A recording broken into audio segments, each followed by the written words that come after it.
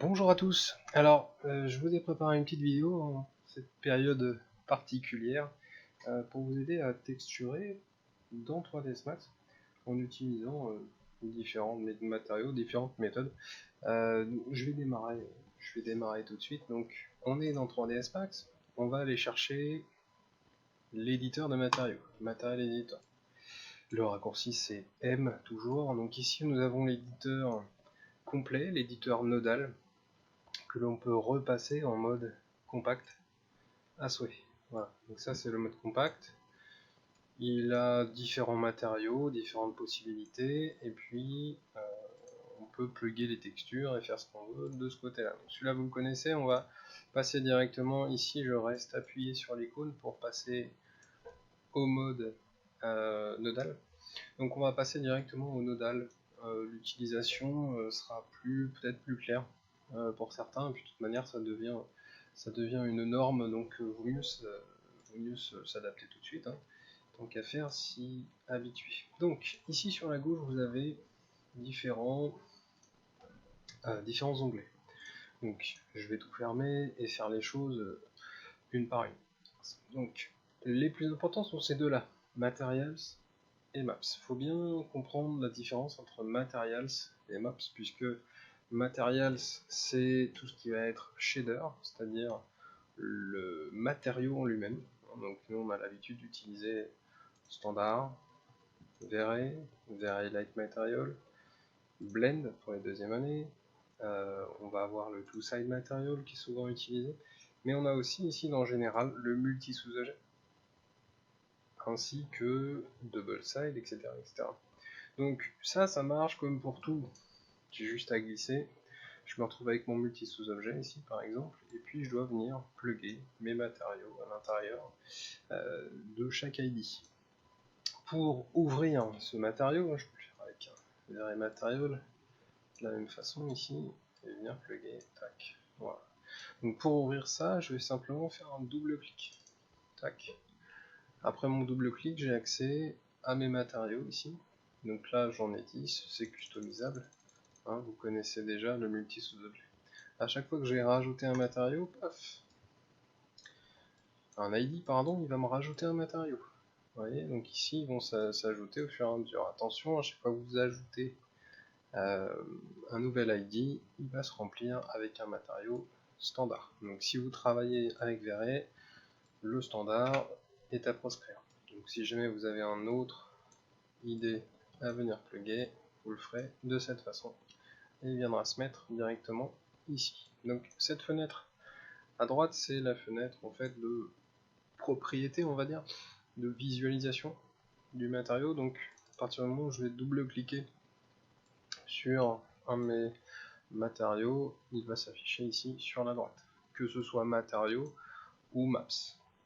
Donc pour l'instant, on regarde celui-là, je vais supprimer, regardez. Dans Maps, ici, je vais avoir autre chose. D'accord, donc ici, ça va être, contrairement à Material, ce qui est, disons, une bibliothèque de shaders. On va appeler ça comme ça, hein, des shaders. Ici, nous avons des maps, c'est-à-dire des matériaux qui vont nous servir de texture, en fait. Voilà, ce sont des textures qui vont être soit procédurales, soit mises directement par nous-mêmes. Donc là, par exemple, je vais avoir un matériau V-Ray que je vais ouvrir en double-cliquant simplement ici, dans lequel je vais venir mettre ici Maps, dans lequel je vais venir mettre par exemple un checker. Dans le checker, je vais venir le plugger dans la diffuse. Je me retrouve avec mon matériau. Ici, pour avoir un aperçu un peu plus grand de chacun de vos matériaux, vous pouvez faire un clic droit sur chaque matériau et aller chercher ici Open Preview Window. Ça me permet d'avoir une vignette de prévisualisation que je peux glisser où bon me semble. Donc là je vais le mettre par exemple à gauche, je peux le mettre à droite, en haut, en bas, etc. Et la taille va être vraiment pas mal. Okay, donc si jamais vous avez besoin de prévisualiser un matériau de manière assez précise, vous pouvez le faire de cette façon, sachant que vous allez pouvoir rajouter autant de matériaux que ce dont vous allez avoir besoin. Okay. Donc ici je vais avoir mon matériau dans lequel je vais avoir mon canal de diffuse et mon checker ici. Comment modifier mon checker? Pareil que pour le matériau, je double-clique.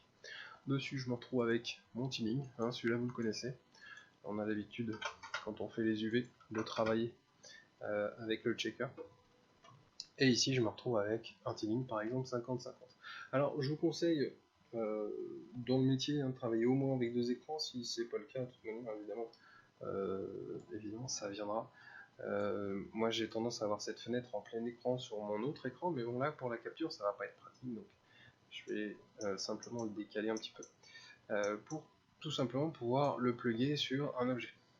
Donc ici j'ai par exemple une boîte que je vais mettre dans ma fenêtre, tac, alors on fait ça bien, tac, même pour des petits extraits, des tutos, j'ai tendance à faire ça bien quand même.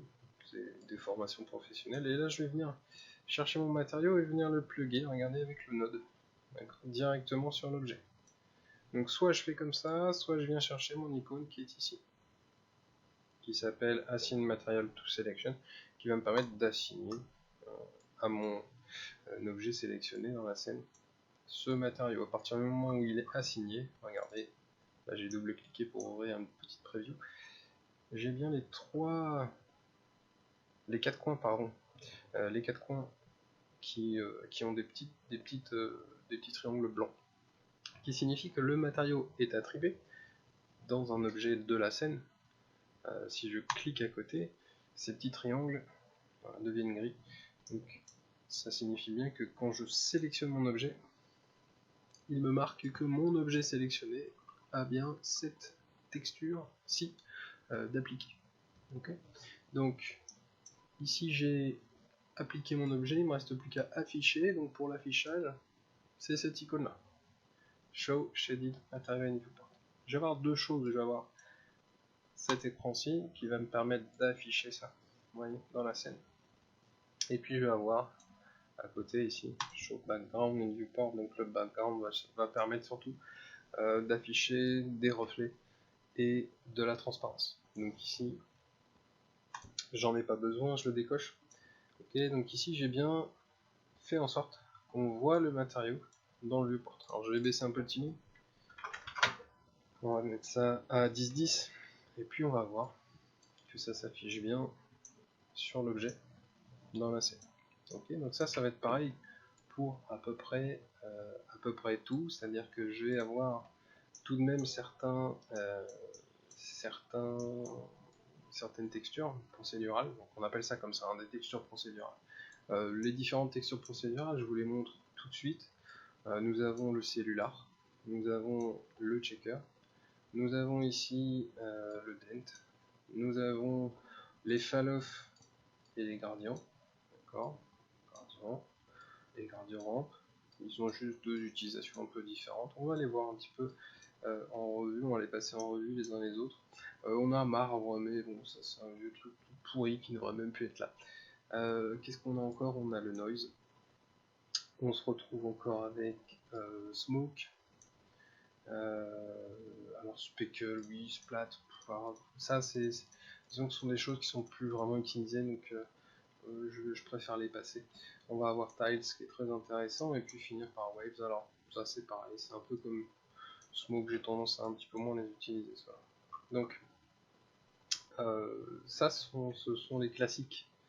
Les classiques du genre. On a aussi maintenant depuis quelques années une case qui s'appelle OSL qui permet de faire du vecteur complet directement dans Max. Mais bon, maintenant qu'on va se mettre plus dans Substance, ça n'a pas beaucoup d'intérêt. Je vous montrerai quand même quelques applications pour pouvoir faire 2-3 choses avec, si jamais ça vous intéresse. Donc ici je vais avoir différentes textures procédurales, à commencer par le cellular. Donc je vais l'afficher directement, je vais le mettre dans mon objet dans la scène. Vous voyez qu'ici on se retrouve tout de suite avec un écran noir. Pourquoi? Parce que la taille est ridiculement petite. Donc rien que le fait de changer la taille à 1, ça nous permet d'avoir voilà, un affichage. Okay, donc c'est une taille qui n'est pas en centimètres, c'est une taille d'algorithme. Donc ça dépendra de l'échelle de votre scène. Si je mets la taille à 10, vous voyez qu'on se retrouve ici avec la texture affichée directement dans Max. Alors, je vais la garder comme ceci, puis voilà, je décale simplement mon affichage, je suis toujours dans mon cellulaire, et je fabrique mon cellulaire à partir de ça. Donc, alors si vous voulez voir une application de ça directement dans votre fenêtre de texture, vous pouvez venir cliquer sur cette case. Alors, elle n'est pas là-dedans, cette case-là. Elle est dans le compact. C'est une case qui est dans le compact. Ah, c'est une case qui est un peu paumée. Ok, alors je vais juste passer en mode compact pour vous la montrer. Donc ici, je vais utiliser la pipette pour aller chercher un matériau qui est appliqué dans la scène. Ok. Et puis ici, je vais avoir, une fois que je suis à l'intérieur de mon objet, ici la case Show End Result. Je clique sur cette case et je me retrouve ici avec la texture que je viens de fabriquer. Donc c'est complètement, vous voyez, c'est complètement interactif. Donc c'est cette fenêtre là qui va me montrer complètement la texture. Alors je devrais pouvoir la refaire dans le mode Slate Editor, certainement en faisant un clic droit ici et Open in Viewport. Voilà. Donc ça, je vais la mettre ici. Alors soit je l'agrandis, soit alors il va prendre que les matériaux certainement. Voilà. Ça va pas prendre mieux pour aller avec. Si on va le plugger ici au-dessus de l'autre. Voilà. Donc là je vais avoir mon cellulaire. Voilà. Donc c'était juste un petite manip à faire. Je vais avoir mon cellulaire qui va être ici. Je vais le mettre à 20 par exemple pour qu'on le voit mieux. Vous voyez, et là je peux avoir un aperçu directement de ma texture procédurale et en dessous de mon matériau. C'est-à-dire que ma texture procédurale pourrait faire, si j'en ai une dizaine ici pour faire un matériau, bah, je peux en afficher une ou deux sur la gauche. Disons que je vais prendre celle que j'ai besoin de voir en priorité. Donc j'essaie de ne pas me paumer dans ce que je raconte. Je le fais déjà pas mal d'habitude. Donc là, on va essayer de rester sur notre lancée. Donc je vous montre ce que ça donne dans la fenêtre directement. Vous voyez qu'ici on a des textures qui s'affichent. Et donc le cellulaire en lui-même, ça va être une texture qui va nous proposer des cellules. Voilà, si on reste en mode circulaire, on se retrouve bien avec des cellules ici. La taille, vous avez bien compris à quoi ça correspond, et le spread, ça correspond à une grosseur. Vous voyez par exemple ici, voilà, je peux très bien avoir des petits points qui finissent par grossir. Évidemment, tout ceci est animable. Je vous montrerai ça sur peut-être une autre vidéo. L'animation de texture, c'est pas bien compliqué. Je peux même montrer ça tout de suite tant qu'à faire. Comme ça, c'est fait, on n'en parle plus. Animer une texture, on a simplement à venir activer l'autokey qui se trouve ici, aller chercher ici une valeur, par exemple ici 0,3, et puis bouger la barre jusqu'à 15 par exemple, et puis une fois que c'est terminé, vous voyez, je vais aller baisser cette barre, la valeur, je vais me retrouver sur 8 par exemple, et j'ai des clés qui se sont affichées, d'accord? Donc là je me retrouve avec une animation de texture. Donc ça peut tout à fait faire des choses à la fois très simples, mais qui peuvent devenir très complexes. Vous imaginez bien que là c'est juste un simple exemple, on peut faire des choses assez balèzes, assez folles avec ça. Si on fait le mode fractal par exemple, etc. Alors les cases à cocher ne sont pas animables, pas de cette façon en tout cas. Donc ici il faut bien créer des clés. À chaque fois que vous créez une clé, vous vous retrouvez ici avec une petite case rouge qui vous montre qu'il y a bien une clé.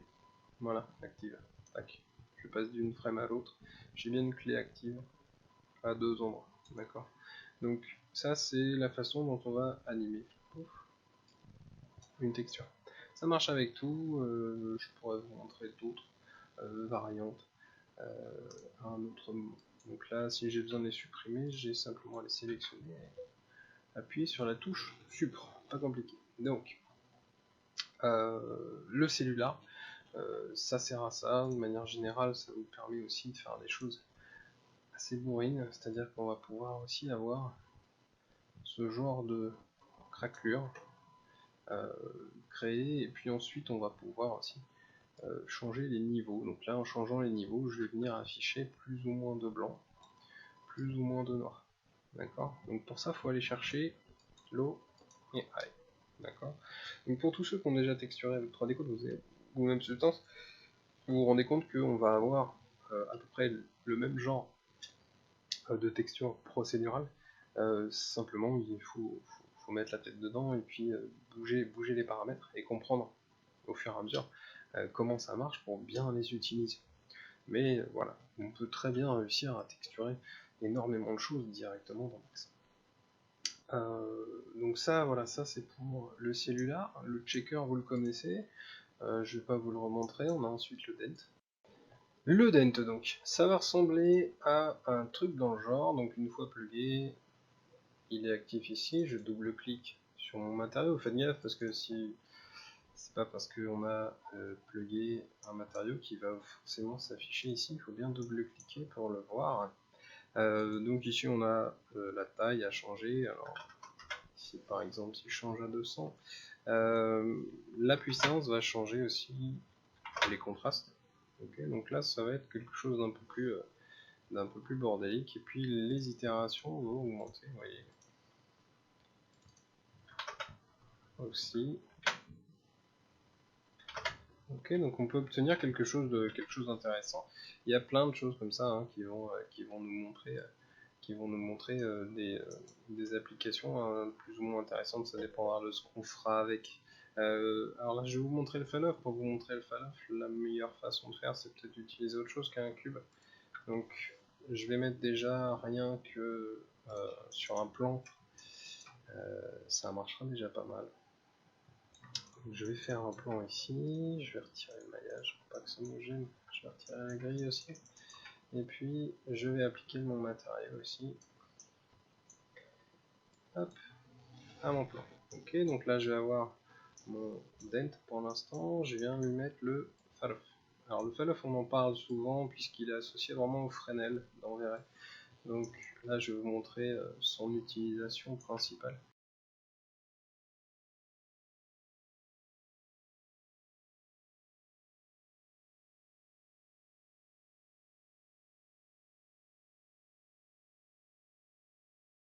À l'objet lui-même et à la caméra.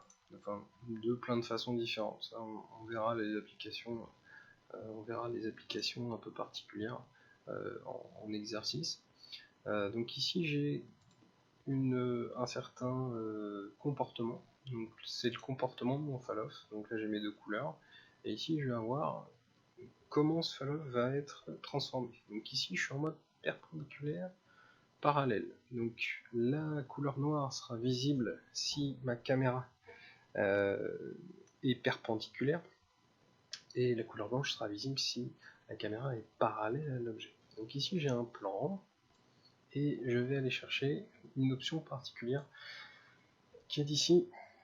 Il faut que je clique sur standard, que j'aille chercher materials et que j'aille chercher ici realistic materials with maps. De cette façon, ça me permet d'afficher dans la scène les textures comme elles sont censées fonctionner. Donc ça vous permet aussi d'afficher une normal map, une brillance, etc., etc. Donc je clique là-dessus et puis je vais placer une caméra. Je place une caméra ici, ma caméra physique, d'accord. Et puis pour qu'on se rende compte bien de comment ça fonctionne, puisqu'ici ça fonctionne déjà, hein, vous voyez, mais pour qu'on s'en rende vraiment compte, on va partir sur des couleurs franches, donc un rose, un bleu. Ici on a l'entre-deux, okay. Donc là je suis parallèle, et là je suis perpendiculaire. Ok, donc c'est comme ça que ça fonctionne quand on va mettre aussi du Fresnel, du Fresnel sur de l'eau par exemple. Ça fonctionne de cette façon, c'est-à-dire que quand on est en vue de dessus, on ne verra pas la réflexion de l'eau. Par contre, quand on est parallèle, là on va voir pratiquement que le ciel. Ça marche aussi avec par exemple une table vernie. Qu'on va regarder en vue de dessus, on ne verra pas la réflexion. Par contre, quand on va la regarder de manière pratiquement parallèle à la table, on verra bien la réflexion. C'est pareil pour de l'eau, quand on renverse de l'eau par terre, il faut qu'on se mette au niveau de l'eau, au niveau du sol, pardon, pour se rendre compte que l'eau renvoie de la réflexion. Donc les comportements sont en fonction vraiment du choix. Donc là, Fresnel, vous voyez, ça va être seulement sur les bords de l'objet. Ok, alors que l'autre, ça va être vraiment perpendiculaire, parallèle. Celui-là, ça va être en fonction d'une certaine distance.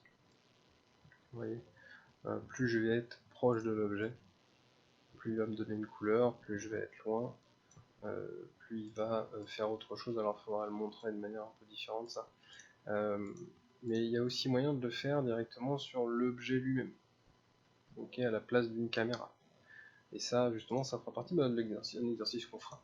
On fera un de ces quatre. Donc là, sur le côté Fresnel, je vais bien avoir la même chose que le perpendiculaire parallèle, mais c'est plus lié vraiment, regardez, à un angle de caméra. Alors que sur le Fresnel, par exemple, je vais le faire avec une sphère ici. Je vais lui mettre le même objet, la même texture, pardon. Et regardez bien, ici je vais avoir en mode Fresnel, regardez,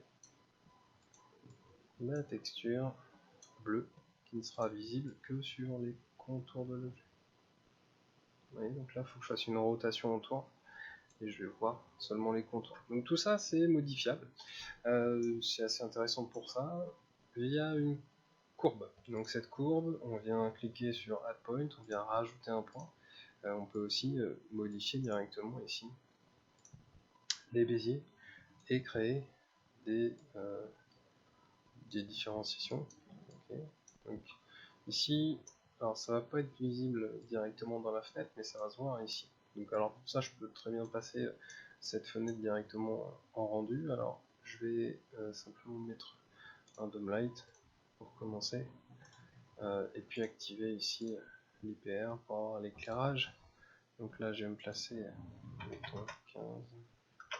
Voilà, je mets un éclairage comme ceci. Voilà, et donc là j'ai vraiment la même application, regardez, que j'ai dans ma fenêtre. Donc ici je vais avoir quelque chose d'entièrement interactif. Vous voyez, donc là moi j'ai besoin par exemple, je vais faire en sorte que ça ce soit assez net et que ce soit plus proche de l'objet. Donc en fonction des courbes, je vais me retrouver avec ce genre d'effet. Alors on l'a vu un peu avec les 3D2, j'avais fait un matériau tool un petit peu de cette façon avec du Fresnel en ayant plusieurs ombrages, étant donné que je peux rajouter une sorte d'effet un peu escalier à cette partie-là, par exemple, en allant chercher ce genre de choses. Je vais me retrouver avec, vous voyez, des dégradés directement visibles.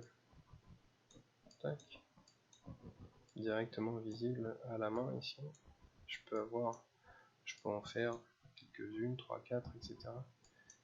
Ici il faudrait que je rajoute plutôt ça, que je remette ça en corner. Tac.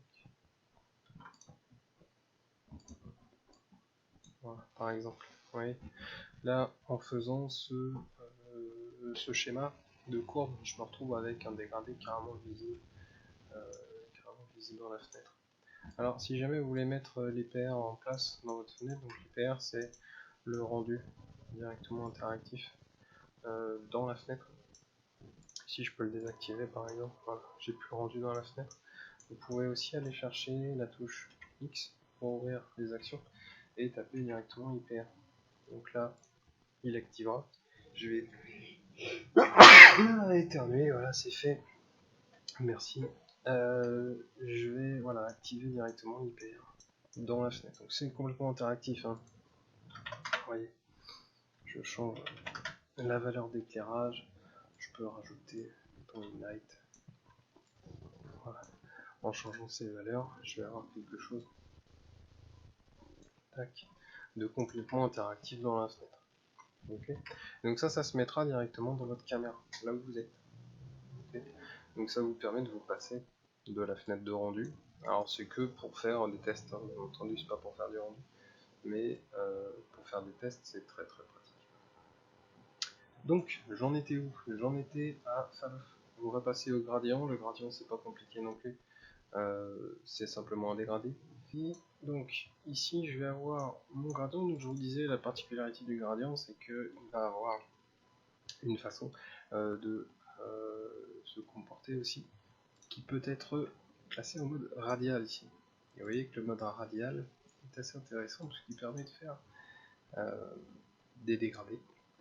Donc ça par exemple pour faire des alphas sur un sol, c'est très pratique. On peut le faire ici rapidement. Je vais me remettre ici en rendu. Tac. Alors cette touche là normalement vous l'avez pas à la maison, ou alors vous l'avez peut-être, je sais pas. En tout cas à l'école ça marche pas. Donc je vais avoir cette map. Donc cette map, au lieu de la mettre dans la diffuse ici, donc je sélectionne le lien ici, soit j'appuie sur Supr. Si Supr ça marche pas, il y a toujours la petite corbeille là-haut. Okay, si jamais ça ne fonctionne pas du premier coup, je vais faire ça aussi. Je vais avoir ici moyen de mettre ce calque directement dans Opacity. Vous voyez ici. Donc je vais lui donner simplement une couleur. Voilà, pour le différencier des autres. Je vais supprimer la sphère aussi. Voilà, donc ça c'est mon alpha. D'accord. Donc il nous présente bien de la transparence là où il y a du noir et de la visibilité là où on a du blanc. Donc ça s'arrête pas là évidemment puisque on a la possibilité de customiser ça pour rendre les choses plus intéressantes. Ok. Et puis aussi de rajouter ici du noise. Et lui, il est assez sympa puisque il nous permet de rajouter un noise sur la texture. Alors, si je veux voir ce noise un peu plus précisément, je vais le regarder de cette façon. Je vais en mettre un tout petit peu sur les bords, en mode peut-être fractal, turbulence, vous voyez. Donc ça sont des petits, c'est un noise, hein, donc le noise, on va voir après, on le connaît déjà. Je peux changer la taille et je peux surtout changer ici les niveaux, d'accord, entre low et high. Ça va me permettre de créer un masque de manière plus précise. Okay. Donc ici, plus je vais monter, voilà, plus je vais avoir quelque chose de plus ou moins net, plus ou moins flou. Okay. Donc si vous voulez faire un masque vraiment très net, allez chercher tout de suite blanc, blanc, noir. Okay. Et puis la position de la couleur ici est importante aussi. Okay. Et puis je vais changer aussi les valeurs ici. Je vais remonter ça. Okay. Regardez comment il se comporte quand je fais ce genre de choses. Et là je descends par exemple et j'aurai quelque chose de plus ou moins net. Ok. Donc ça, il faut jouer avec hein, pour bien le maîtriser, mais vous voyez que je peux me faire un alpha de manière très simple. C'est assez pratique quand on veut aller chercher, par exemple sur SketchUp, à faire juste un petit sol qui soit juste visible au-dessous du personnage et rien d'autre, de l'objet. Alors, je vais tout de suite aborder un truc intéressant, c'est l'export de ça. C'est-à-dire que ça, pour l'importer dans SketchUp, j'ai besoin de faire en sorte que ce soit une texture, sachant que là, c'est une procédurale, donc c'est pas exportable tel quel. Il faut bien que je crée une map, une texture, une image. Ok, donc pour ça je vais bien sélectionner mon gradient, aller dans Utilities, Render Map. Dans Utilities Render Map, j'ai ici la possibilité de choisir un format, une dimension, donc là je vais mettre par exemple 2048. Ensuite je vais aller chercher un chemin, donc là je peux aller mettre, je vais mettre ça là, tac. Je vais appeler ça Sol Alpha, tac. En format, on peut se mettre du JPEG, hein, ça ira très bien. JPEG s'il te plaît, tac. Je vais aller mettre ça dans mon thème. Voilà, je vais aller mettre ça ici, sauvegarder, tac, meilleure qualité possible. Ok, je fais render, voilà. Il m'a rendu ça. Ok, donc il m'a rendu vraiment la texture procédurale en une map. D'accord, elle est déjà sauvegardée, hein. Elle existe, elle est là. Donc si je viens l'ouvrir ici, j'ai bien mon sol alpha. Ok, une image. Voilà, j'ai bien mon image sol alpha. Donc c'est cette image que je vais pouvoir venir remplacer en fait, au final. Donc je vais aller chercher ma texture par exemple. Donc ça c'est vraiment comment remplacer une image de une texture procédurale par une image. Donc alors si vous voulez agrandir ça, c'est double-clic hein, directement sur la fenêtre. Alors je vous donne les infos vraiment à l'arrache, complètement au compte-goutte et dans le désordre. Tant pis, on ferait un montage au pire. Donc ici je vais chercher ma texture. Vous voyez, ma texture alpha qui est un bitmap. Hein. Bitmap c'est concrètement c'est ça un bitmap. D'accord. Donc là à travers un bitmap, il va automatiquement lui chercher une texture. Il a besoin d'une texture pour créer un bitmap. Donc à partir du moment où je glisse, donc là je vais refaire je glisse ma texture, tac, dans la fenêtre, il me crée automatiquement une map appropriée qui s'appelle bien bitmap. Et donc là j'ai un fichier image. D'accord. Donc c'est un remplacement total de l'image. Et c'est exactement la même chose. Donc ça nous permet d'exporter depuis Max vers tout et n'importe quoi, vers là en l'occurrence ce sera plutôt SketchUp, vu qu'on l'utilise encore. Et donc là j'ai remplacé complètement ma texture. Et ça vous pouvez le faire avec n'importe quelle texture procédurale. D'accord. On peut aussi faire ça avec du blend, avec des mix, avec des mélanges. D'accord, mais ça sera une version un peu plus avancée. Mais en gros, tout est possible. Okay. Donc là je vais casser l'opacité. Ensuite on a le gradient ramp. Le gradient ramp, lui, il va avoir comme particularité d'être complètement customisable. C'est-à-dire que là on peut très bien mettre n'importe quelle couleur. Il va nous faire des dégradés. Okay. Il va nous faire des dégradés entre toutes ces couleurs. D'accord. Vous allez pouvoir mélanger tout et n'importe quoi. Et puis vous allez avoir des interpolations un peu particulières. On va avoir des interpolations ease in, ease out en sortie. Puis on va aussi avoir du solide pour créer carrément. Je sais pas, on peut faire un drapeau très rapidement avec ça en fait, hein, sans même avoir besoin de passer par Photoshop. Et ensuite, si on a besoin de ces textures, on peut toujours l'exporter. D'accord. Je vous montre juste après comment faire un mélange, par exemple, avec tout ça. Pour l'instant, on va le garder tel quel. Okay. Tiens, c'est marrant en plus, je parle de drapeau et ça s'appelle flag texture. Et, donc ici, on va taper dans noise, par exemple. Voilà, je vois à quoi va correspondre mon noise. Donc là, en général, la taille est toujours trop petite, hein, il suffit de monter. Ok, et donc ça va augmenter. Là, c'est la même chose, hein, fractal, turbulence. C'est la même chose que le noise qu'on a vu tout à l'heure. Et le high et low permettent de créer des contrastes. Ok, donc ça, c'est pareil, c'est tout simple. L'utilisation, c'est pratique. Le noise, il a plein de particularités. Je vous montrerai aussi comment l'utiliser simplement avec un dub. Donc le smoke, pareil, très intéressant pour certaines utilisations. Alors là, je suis en train de faire attention, je suis encore dans le noise. Tac. Je vous disais de ne pas faire l'erreur parce que je l'ai fait souvent. Donc ici, je vais avoir une taille. Alors lui, il n'y a pas beaucoup de possibilités de changement. C'est-à-dire qu'on va avoir des couleurs et on va avoir des itérations. Si je mets un, tac, tac. Et surtout ici, si je change la taille, voilà, il va me changer un peu c'est exponentiel à chaque fois. De toute manière, c'est créé grâce à des algorithmes, donc c'est entièrement customisable, interchangeable. Ok, je finis avec tiles et ensuite je reviens sur un élément, tiles et wave aussi. Alors, on va avoir tiles ensuite, qui est un générateur de carreaux, tout simplement, donc des carreaux type carrelage, tuile, autre chose, et ici pavé aussi. Et ici on a la possibilité directement de changer, voilà, le type, d'accord, de pavé, de carreaux, etc., etc. Donc là on est directement en train de customiser les choses.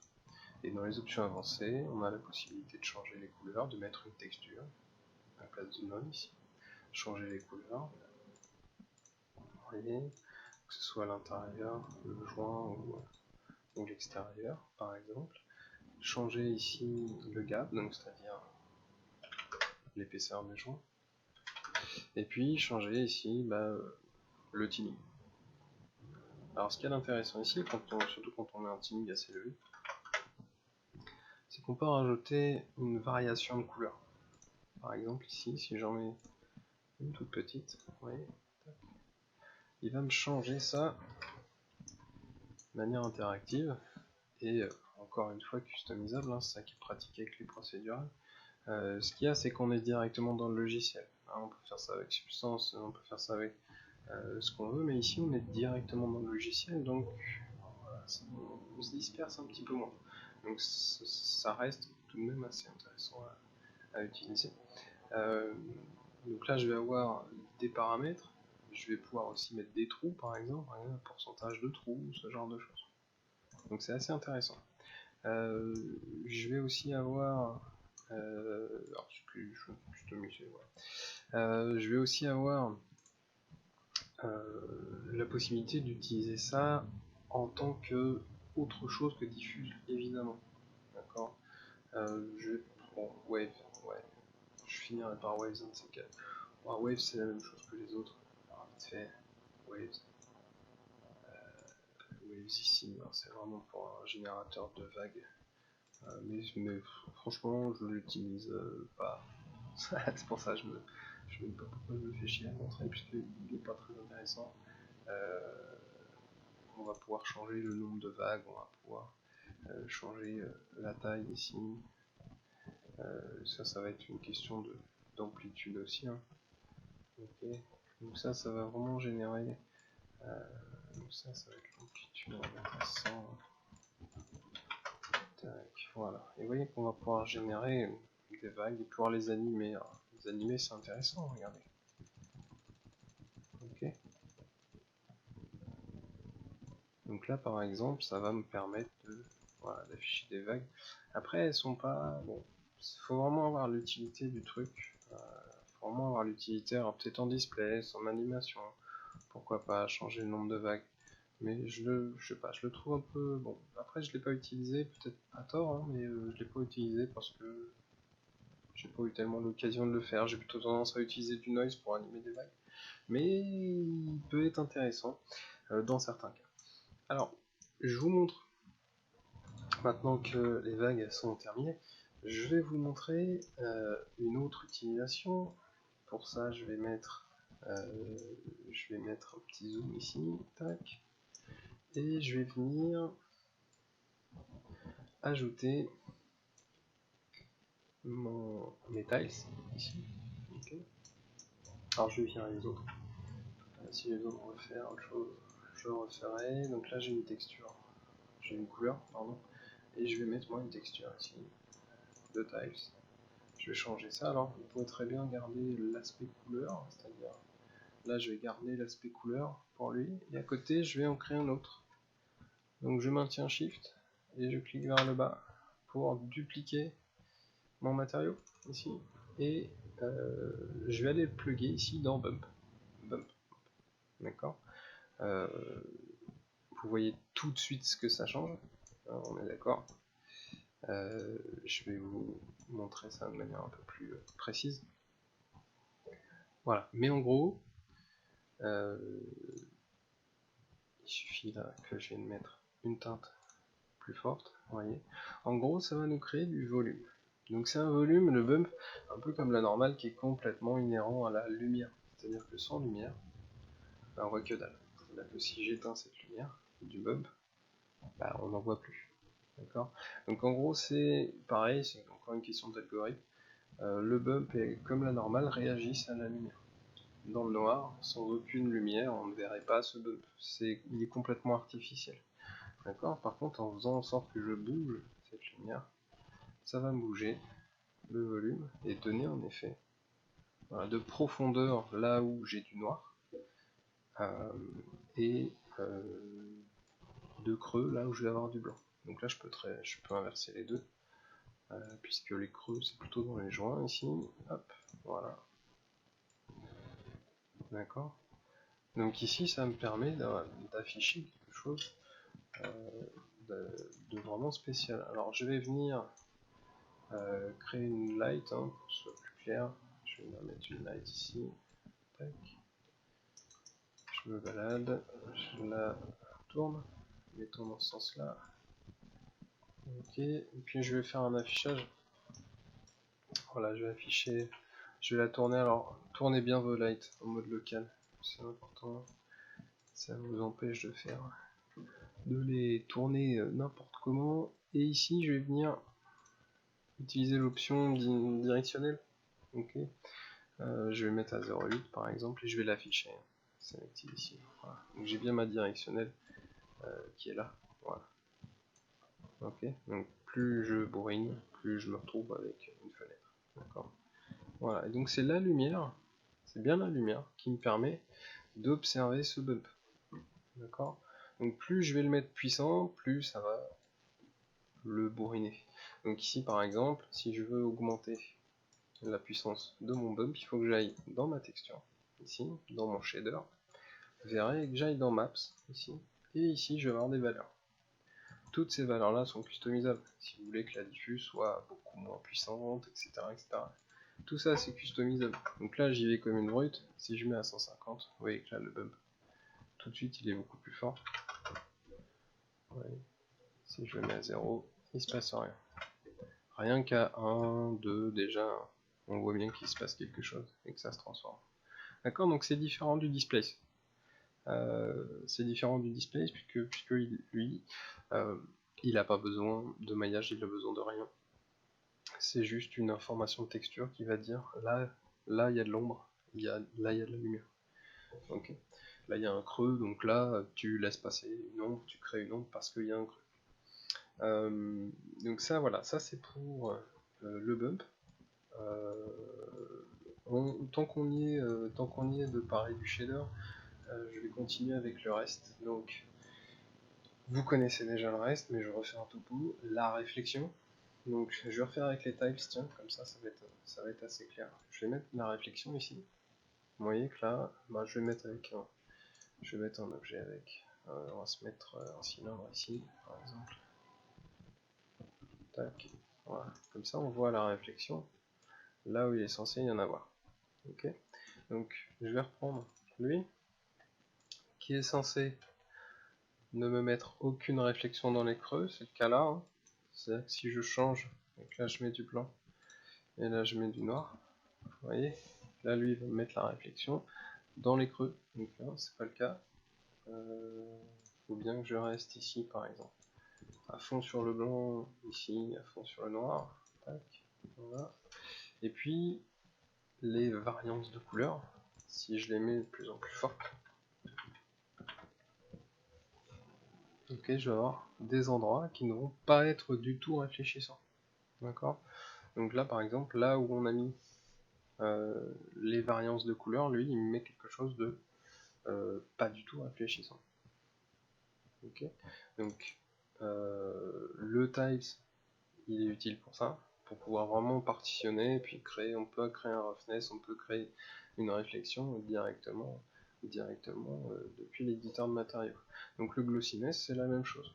Le glossiness, si je fais la même chose ici et que je copie exactement la même alors ici dans Rifle Glossiness, faites bien attention, c'est cette case là. Alors si vous n'êtes pas sûr, bah, venez la mettre là. Ok, tac, en instance. Voilà, c'est bien ici. Rifle Glossiness. Donc lui, il va faire en sorte que ma réflexion soit plus ou moins mat. Réfléchissante, elle l'est, mais c'est soit elle est floue, soit elle est nette. Donc ici par exemple, mettons que je retire ça. Voilà. Je vais mettre une réflexion en pleine balle. Ouf. Ok.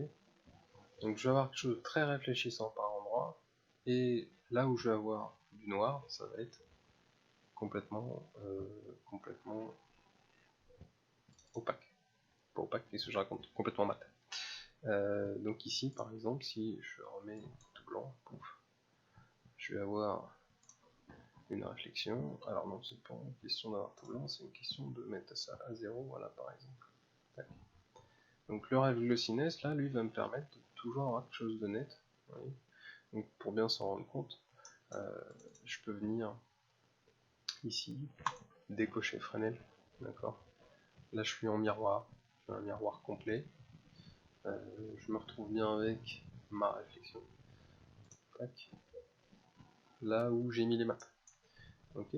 Donc ça c'est valable pour plein d'autres, pour toutes les maps qu'on a pu faire procédurales. On va pouvoir les utiliser dans différents canaux. Alors on va faire le test. Je vais retirer ça. Je vais retirer la réflexion pour l'instant.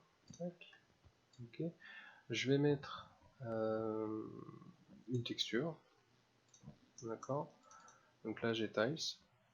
À la place de Tiles, ici, dans Tile Setup et Grout. Donc ici, Grout Setup, ça va être les jointures. Je vais pouvoir mettre des maps. Donc là par exemple, je vais aller chercher, mettons, un noise que je vais mettre ici dans Grout. D'accord.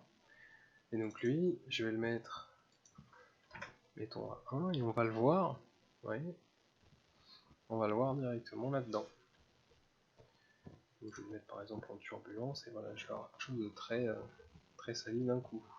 Je fais la même chose avec, mettons,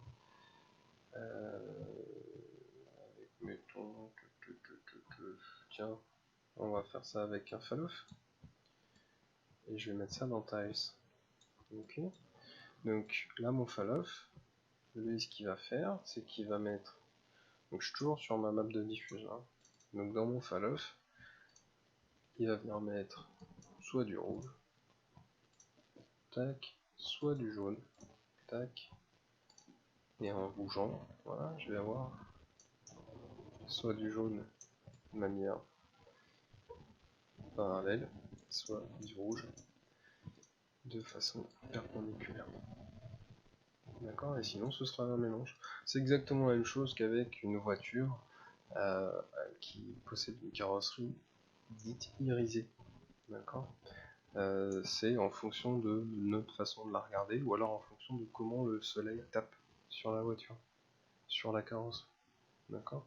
Donc là on peut mettre n'importe quelle texture là-dedans, bien entendu. Les mélanges sont tout à fait customisables. Alors nous avons également quelques modificateurs intéressants. On va commencer par peut-être le color correct. Donc le color correct, lui, je vais le mettre avec un checker à côté. Donc j'ai mon petit checker qui est ici. Je vais lui donner, mettons, des couleurs vives. Voilà, rouge et jaune. Je vais le plugger à un shader. Donc là, shader, je peux aussi le chercher de cette façon. Sinon, je vais le chercher dans la barre de gauche. Donc je vais le chercher ici dans Material, verrez. Et hop, verrez MTL. Je le mets dans la diffuse. Voilà, ça c'est mon matériau. Ok. Donc lui, je fais clic droit, je lui dis Open in Preview, et puis je le glisse ici, comme tout à l'heure. Voilà, c'est mon matériau. Alors, il y a aussi ce petit outil qui est pratique, cette option qui permet de déplacer les choses. Donc ici, je vais avoir mon color correct sur ma couleur 1 par exemple, et quand je vais déplacer mon matériau, vous voyez qu'il va se bouger directement. C'est cet outil-là, Move Children. Si je décoche, il va bouger sans les enfants. Donc c'est pratique de l'avoir toujours rangé de cette façon. Autre chose, quand vous sélectionnez l'ensemble, un ensemble de maps sur un shader, vous pouvez cliquer sur Layout Chain qui range tout automatiquement. Donc là ça sert à rien puisque j'en ai que 3, mais si vous en avez une dizaine, etc., vous pouvez les ranger facilement de manière verticale, horizontale, etc. Il y a plein d'options. Je vous laisse voir ça. Donc ici je vais avoir un color correct. Donc le color correct il va fonctionner, alors je l'ai mis à l'envers d'ailleurs. Je l'ai mis à l'envers puisque le color correct il a besoin de bosser lui de cette façon. Tac, ok. Donc c'est lui qui va corriger une couleur. D'accord. Donc quand je dis couleur, c'est aussi une texture. Donc, vous pouvez très bien avoir une texture d'une certaine teinte et casser sa teinte. Donc là je suis dans le color correct, par exemple je peux changer la saturation. Et ma couleur devient grisée. Je peux changer la teinte. D'accord. Donc ça vous pouvez jouer avec de manière très facile. Ça c'est pareil, tout ça est animable. Ok. Donc tout ça vous pouvez changer le brightness, les contrastes, etc., etc. Donc le color correct, hyper intéressant. Qu'est-ce qu'on va avoir d'autre? On va avoir le composite. Le composite, ce qui va permettre de faire, lui, ça va être de mélanger des choses. D'accord. C'est-à-dire que par exemple, je vais avoir, mettons, un noise. Ok. Dans mon premier layer, on va mettre celui-ci. Je vais le mettre à 10, on va mettre à 50. Voilà. Donc là, je vais avoir mon noise d'un côté. Et dans mon composite, je vais pouvoir rajouter ici un layer, comme dans Photoshop. D'accord. Dans ce layer, je vais rajouter autre chose. Alors ici, on va venir se mettre, par exemple, on va se mettre un cellular. Ici, tac. Le cellular, je vais le mettre en tant que layer 2, par-dessus. Donc lui, il est par-dessus complètement, attention à la taille, encore une fois. Tac. Il est complètement par-dessus l'autre, tant que je n'ai pas mis de masque, ou de mélange. C'est-à-dire que je peux carrément les mélanger ensemble. D'accord. Tout ça, ce sont les modes de fusion de Photoshop. Ok, c'est la même chose. Je peux le mettre en mode multiply, je peux changer les valeurs, et vous voyez, je me retrouve avec un mélange directement entre deux procédurales. De cette façon-là.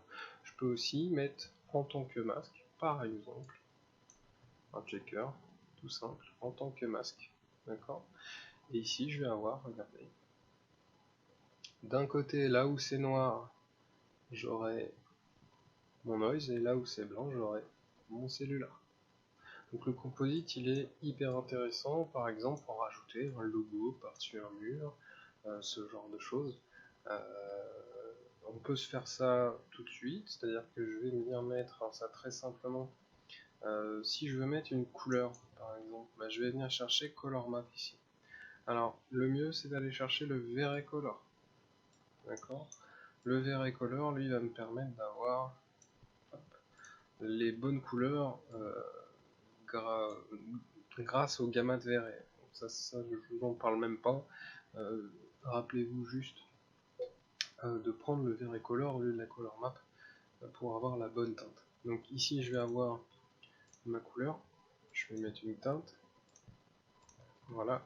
Par-dessus, je vais avoir... je vais mettre une autre couleur, tout simplement.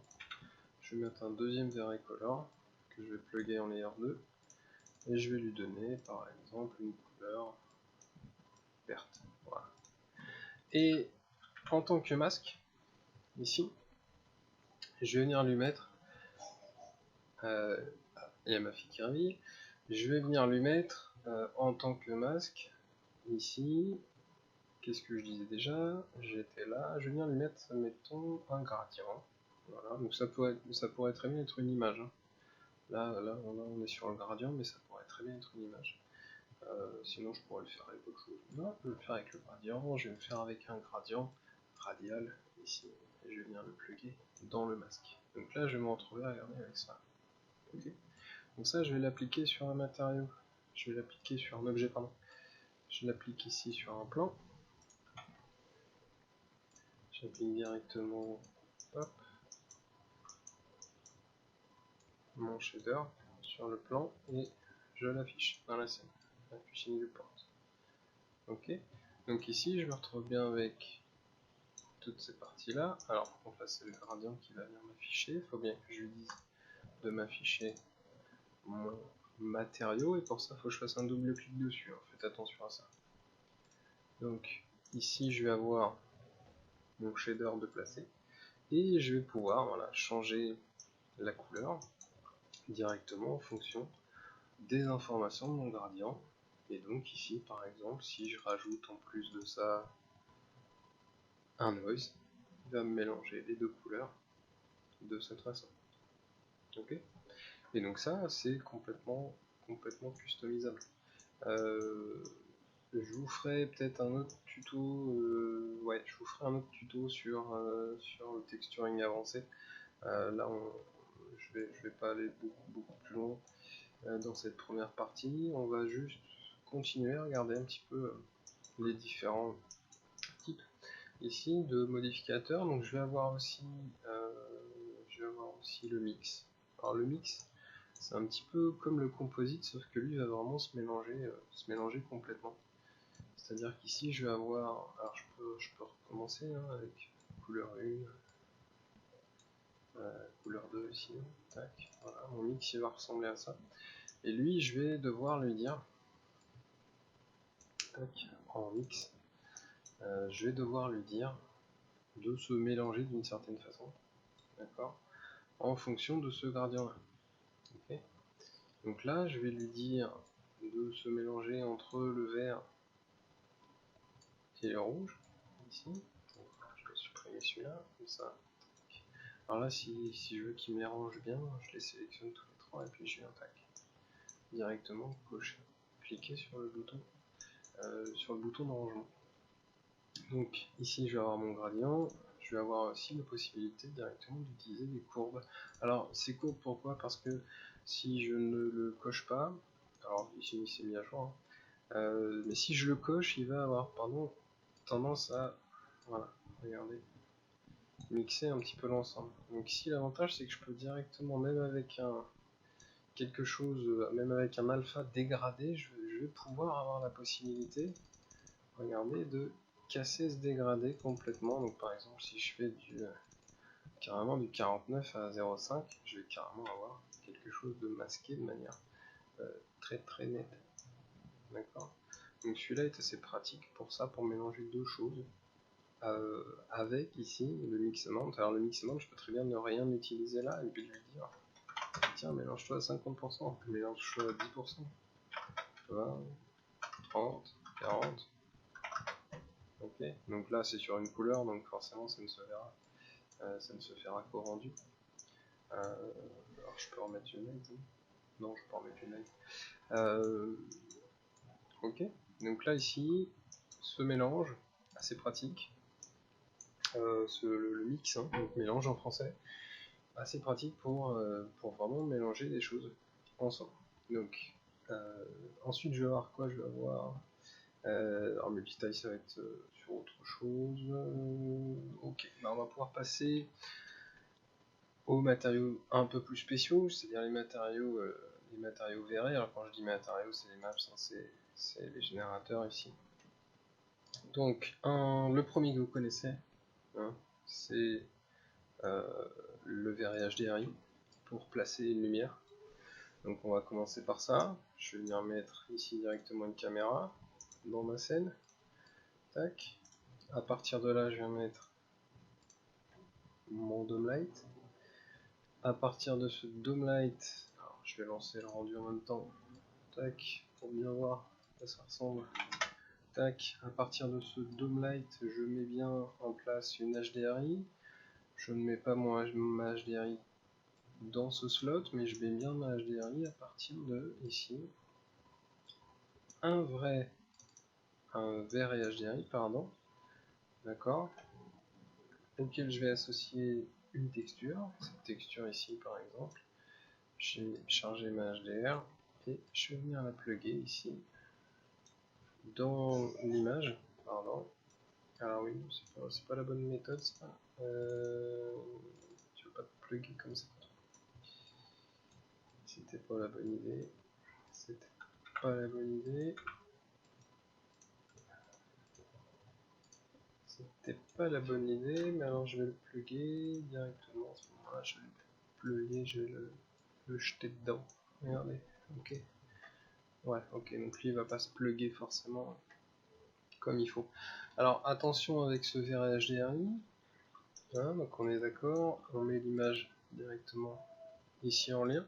Et puis attention avec le verre HDRI, puisque il va falloir que je le place ici. Tac, à la place des maps. Il y a ma fille qui s'amuse. Donc, directement à l'intérieur, je vais avoir le rendu qui va se faire. Par contre, attention ici, le mapping type, il est automatiquement en 3ds Max standard. Il faut que je change ça en mode sphérique pour que ce soit bien visible. Et là, regardez, je suis bien dans une HDR. D'accord?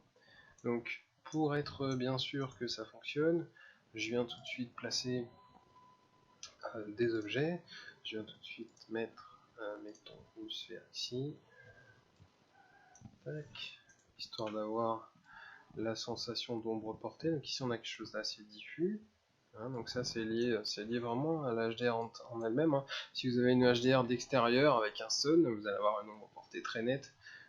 Et c'est aussi lié ici à la puissance évidemment de la HDR. Il suffit que je change cette puissance pour que je me retrouve avec quelque chose de beaucoup plus éclairé.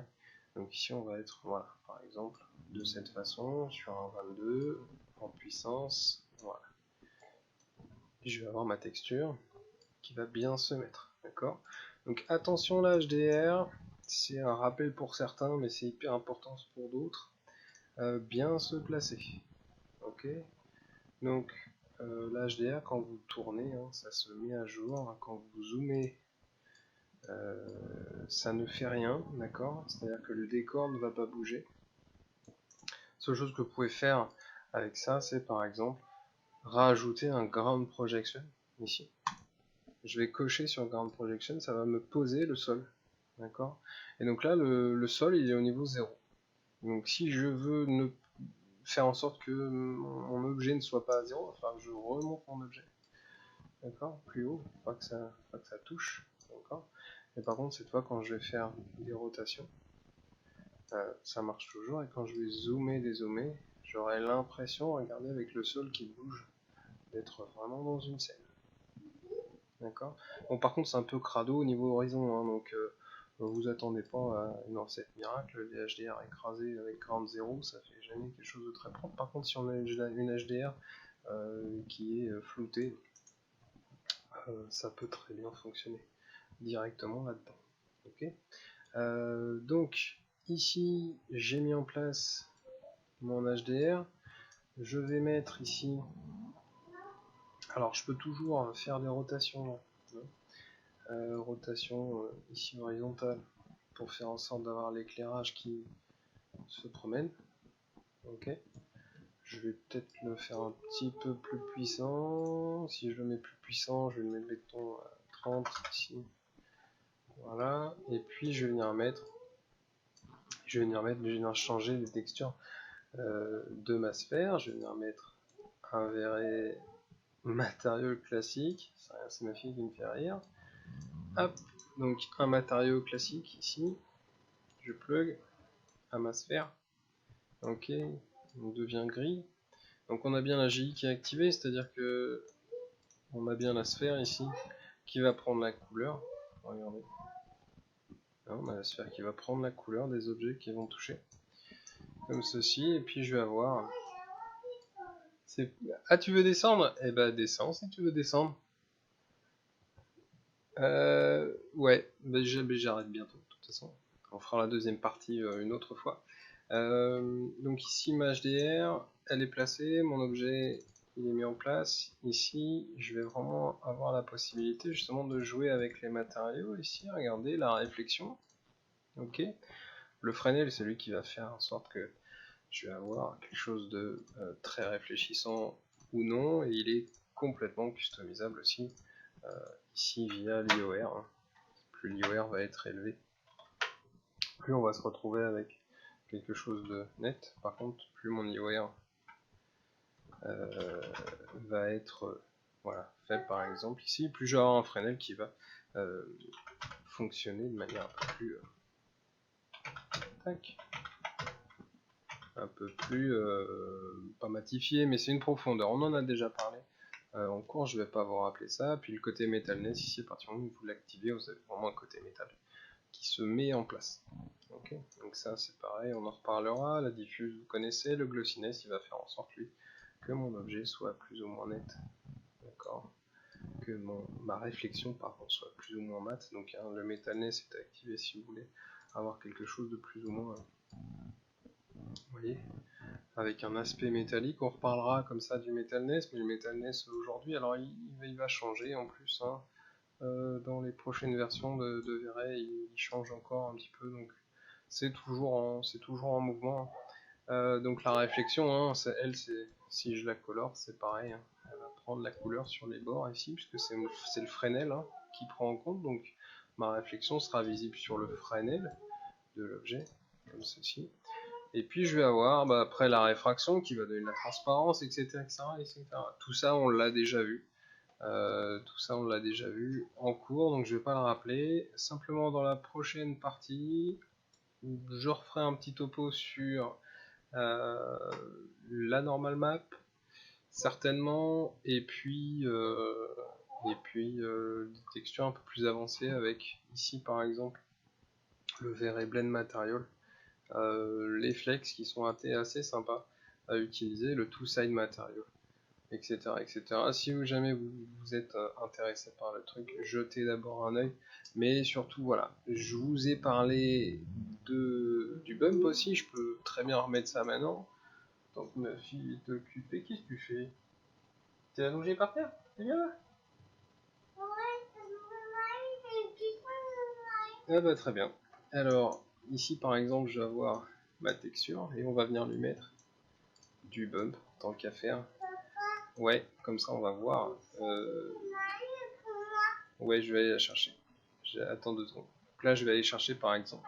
Donc là, je vous montre le cellular que j'aime bien, et je vais venir le mettre, regardez, dans le bump, ici, tac. Et regardez ce que le cellular fait tout de suite. Il va venir me créer, regardez, une différence tout de suite. Il va me créer ces petits anneaux ici. Si je la mets en mode chips, fractal, paf, il va venir me créer une sorte d'objet caillouteux comme ça, et puis je peux changer la taille. Je peux changer plein de choses comme ça. Donc ça c'est que du bump, c'est-à-dire que c'est que de la texture, c'est-à-dire que c'est pas un volume, c'est pas comme ce qu'on a pu faire avec le V-Ray Displace Mode par exemple, qui lui est top pour rajouter vraiment du volume en dur. Ici c'est vraiment lié à la texture en elle-même. Donc pour tous ceux qui ont par exemple du verre qui va être un peu légèrement brossé, on va pouvoir mettre un petit bump par exemple, imaginez quelque chose de légèrement abîmé, le bump je vais pas le mettre à 30, si je le mets à 1, regardez, si je le mets à 2, je vais déjà avoir, regardez, quelques cassures, quelques changements, quelques modifications de l'objet, hein, en fonction de cette valeur. Donc laissez pas le bump de base, bon mettez pas 150 non plus, faut pas être trop bourrin avec ça. Déjà 30 c'est la valeur, mettons un peu universelle. Donc ça c'est pareil, hein. Le bump c'est noir, c'est un creux, blanc ça ressort. Donc ça c'est complètement customisable encore une fois. Et ça vous pouvez mettre ça avec n'importe quelle texture. Donc vous voyez déjà tout ça. Dans le prochain tuto je vous préviens tout de suite, je mettrai en place l'utilisation, enfin je montrerai l'utilisation de l'UVW map et comment bien utiliser un unwrap simplement pour faire par exemple une bordure, ce genre de choses, pour avoir une continuité de texture sur un objet. Et puis on reviendra encore une fois sur ici par exemple le V-Ray Blend, assez pratique pour faire les mélanges. Là il est caché. C'est un shader qui permet de mélanger plusieurs matériaux ici V-Ray. Donc on va mélanger par exemple, alors je vous fais un petit topo là, on va mélanger ici par exemple une base Donc là je vais le faire sur cet objet. On va mélanger notre base, qui reste la même, hein, là l'objet n'a pas changé. Tac. Notre base avec ça, et par-dessus, vous voyez, ça s'appelle un coat material. Donc un coat c'est un manteau hein, en anglais, donc c'est la même chose, c'est une surface qui vient se mettre par-dessus la texture. Donc ça permet d'avoir un matériau qui reste assez propre de base, et venir rajouter de la saleté par-dessus, par exemple. Donc à ça, je vais venir rajouter.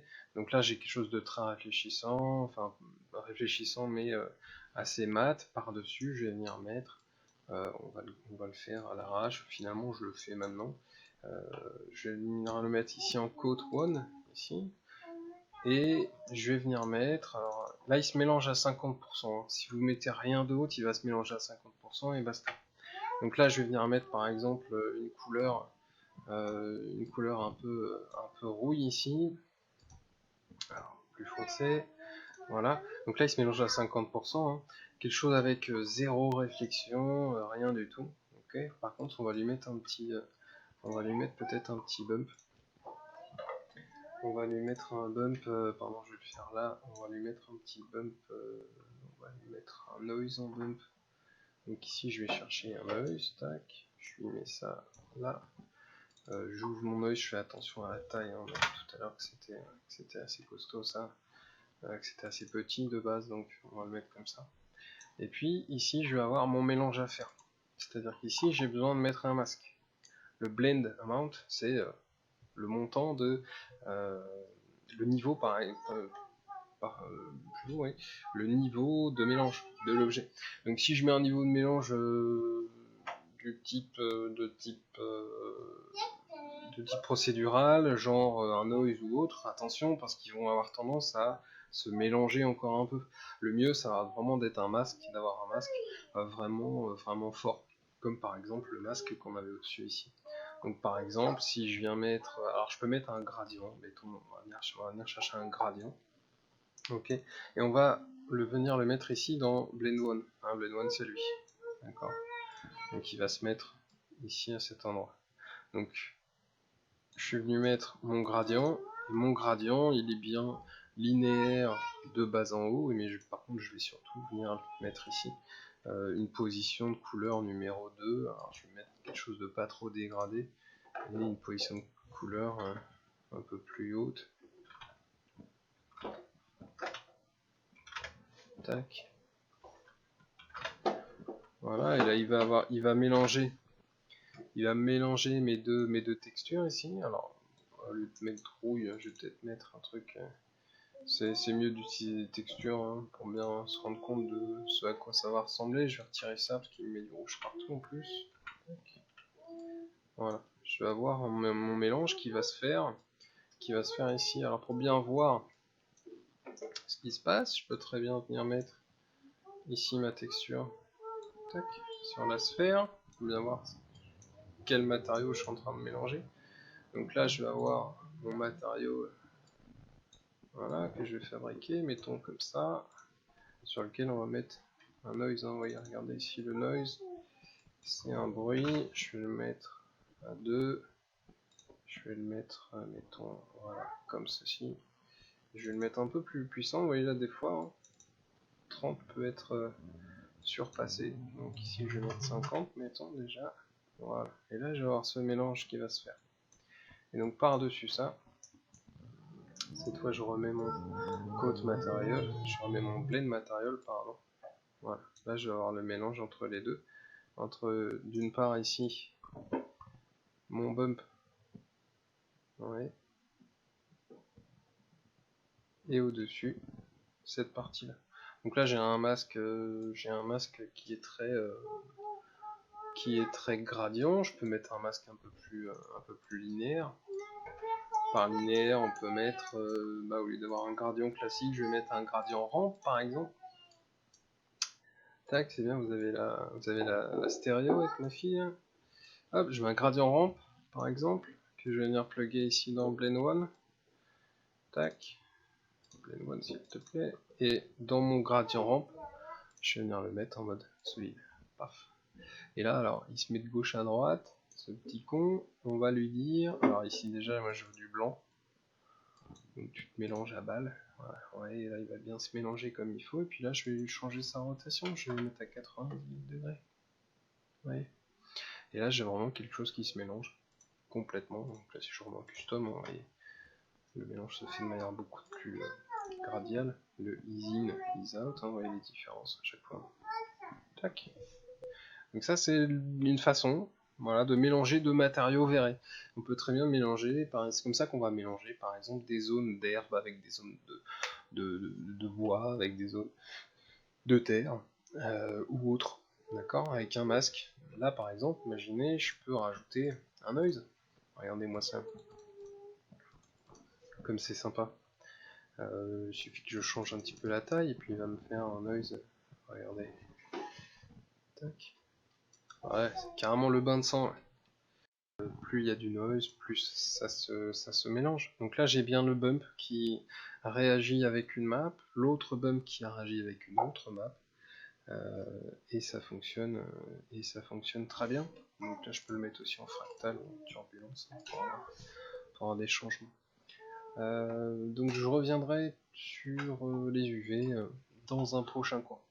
Ok, donc d'ici là, restez chez vous, continuez à bosser là-dessus, et puis alors les premières années, là en ce moment, on va continuer à bosser sur les natures mortes à partir de tout ça, tout ce que je viens de montrer.